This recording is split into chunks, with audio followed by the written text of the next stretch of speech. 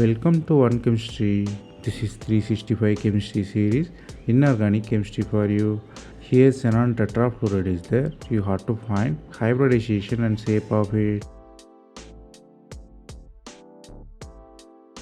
Here to find the hybridization, you should know the steric number, which is H equals V plus B minus C by 2.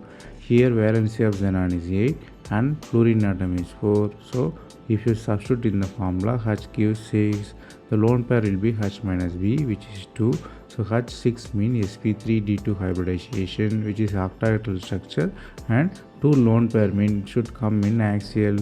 So lone pair always away from the structure. So you have square planar structure. So the structure of XeF4 is octahedral and hybridization is sp3-2.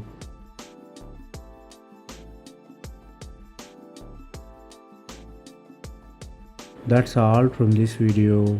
Thanks for watching. If you have any suggestion, comment below.